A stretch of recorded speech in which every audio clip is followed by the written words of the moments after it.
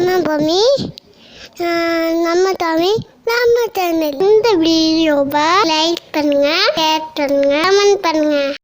அனைவருக்கும் கோபிநாத்தின் அன்பு வணக்கங்கள் நண்பர்களே. நாளைய தினம் 17ஆம் தேதி பஞ்சமி திதி அப்படிங்கிறது இருக்குது. அதுலேயும் குறிப்பாக பார்த்திங்கன்னா இது தேய்பிறை பஞ்சமி.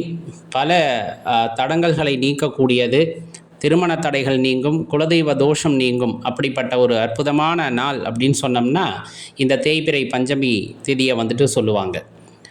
நம்ம வீடியோவை லைக் பண்ணிவிட்டு உங்கள் நண்பர்களோட பகிர்ந்துக்குங்க. அனைவரும் பலனடையட்டும். பொதுவாக இந்த தேய்பிறை பஞ்சமி அப்படிங்கிறது பார்த்திங்கன்னா ரொம்ப சிறப்பு வாய்ந்தது. நாகக்கன்னிகை வழிபாடு செய்வதற்கு மிகவும் உத்தமமான நாள் அப்படின்னா இந்த தேய்பிறை பஞ்சமி திதியை சொல்லுவாங்க. பஞ்சமி தேவி அப்படின்ட்டு நம்ம குறிப்பிட்டு சொல்லுவோம் இல்லையா, இவங்க ஒரு நாகக்கன்னிகை. இவர்களை வழிபடும் போது பார்த்திங்கன்னா நமக்கு திருமண தடைகள் இருக்குது அப்படின்னா அது நீங்கும் அப்படின்னு சொல்லப்படும். குலதெய்வ தோஷம் இருந்தாலும் நீங்கும், நாகதோஷம் இது மாதிரி எது இருந்தாலும் சரி அதை நீங்கக்கூடிய ஆற்றல் அல்லது நீக்கக்கூடிய ஆற்றல் அப்படிங்கிறது பஞ்சமி தேவிக்கு உண்டு அப்படின்னு சொல்லுவாங்க. எப்போ வழிபாடு செய்கிறது? தேய்பிறை பஞ்சமியில் செய்யலாம். நாகப்பஞ்சமின்னு சொல்லிட்டு ஒரு அற்புதமான நாள் ஆவணி மாதத்தில் வரும், அன்றைய தினத்தில் செய்யலாம். மார்கழி மாத பஞ்சமியில் செய்யலாம், இல்லைன்னா தினமும் வெள்ளிக்கிழமைகளில் செய்யலாம்.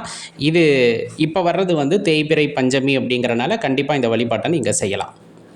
காலையில் எழுந்திரிச்சு குளிச்சுட்டு இந்த விரதத்தை இருக்க ஆரம்பிச்சிடணும். அருகாமையில் உள்ள ஆலயங்கள், இப்போ பாம்பலாயம்மன் மாதிரியான பாம்பு தெய்வங்களுக்கு ஆலயம் இருக்கும் இல்லையா, அங்கே போயிட்டு நீங்கள் விரதத்தை ஆரம்பிக்கலாம். இல்லை வீட்டில் படம் இருக்குது அப்படிங்கும் போது அந்த படத்திற்கு பூக்கள் எல்லாம் அணிவித்து நீங்கள் விரதத்தை ஆரம்பிச்சிடலாம்.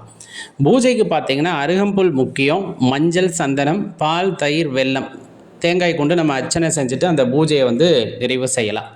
இதில் குறிப்பாக பார்த்திங்கன்னா பூக்கள் அப்படின்னு எடுத்துக்கிட்டோம்னா அரளிப்பூ, துளசி, தும்பை, பூநாக மலர்கள் இருக்கு இல்லையா, அதை நம்ம பயன்படுத்தலாம். சுண்டல், அதே போல் வெல்லம், இதை நெய்வேத்தியமாக நம்ம அந்த இடத்துல வைக்கலாம். இப்போ மந்திரம் இருக்கு இல்லையா, இந்த மந்திரம் பார்த்திங்க அப்படின்னா ஓம் நமோ பஞ்சமி தேவியை நாகக்கன்னியை நமக அப்படிங்கிற மந்திரத்தை 11 முறையோ 108 முறையோ நீங்கள் ஜபித்து வருவது அப்படிங்கிறது ரொம்ப சிறப்பான விஷயமாக இருக்கும். பஞ்சமி தேவிக்கு நெய் தீபம் அப்படிங்கிறது ரொம்ப உகந்தது. அதனால் நெய் தீபம் ஏற்றி நீங்கள் வழிபாடு செய்யலாம். இது குறிப்பாக நம்ம சொன்ன மாதிரி நாகதோஷத்தை போக்கக்கூடிய ஆற்றல் வாய்ந்தது.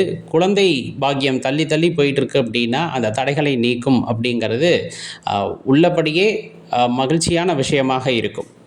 இதில் ரொம்ப முக்கியமாக நம்ம தெரிஞ்சுக்க வேண்டிய விஷயம் அப்படிங்கிறது, பஞ்சமி திதி அப்படின்னு சொன்னாலே அது நாக தேவதைகளுடன் அப்படியே இரண்டரை கலந்த ஒரு திதியாக வரும். அதனால் அன்றைய தினத்தில் நாகர் வழிபாடு அப்படிங்கிறது ரொம்ப சிறப்பானது. நாகதோஷம் யாருக்கேனும் இருந்தது அப்படிங்கிற பட்சத்தில் இன்றைய தினத்தில் விரதம் இருந்து வழிபாடு செய்கிறார்கள் அப்படின்னா அவர்களுக்கு அந்த நாகதோஷம் அப்படிங்கிறது நிவர்த்தி ஆவதற்கான வாய்ப்புகள் அதிகம். சில பேர் தோஷ பரிகாரம் பண்ணுறேன்னு சொல்லுவாங்க இல்லையா, அவங்கள இந்த தேய்பிறை பஞ்சமி திதியில் பரிகார ஸ்தலங்களுக்கு சென்று அங்கு வழிபாடு செய்யும் போது அதற்கான பலன்களை அவர்கள் நிறைவாக பெற முடியும். இந்த பூஜையை முடித்த பின்னர் இறுதியாக சிவபெருமான் ஆலயத்திற்கு சென்று அங்கு அர்ச்சனை செய்து அல்லது அபிஷேகத்தில் கலந்து கொண்டு பூஜைகளை பார்த்து நாம் வழிபாட்டை நிறைவு செய்து கொள்ளலாம். கண்டிப்பாக இந்த பதிவு உங்களுக்கு பலனுள்ளதாக இருந்திருக்கும். மறக்காமல் இந்த வீடியோவை லைக் பண்ணிவிட்டு உங்கள் நண்பர்களோட பகிர்ந்துக்குங்க நண்பர்களே. நன்றி, வணக்கம்.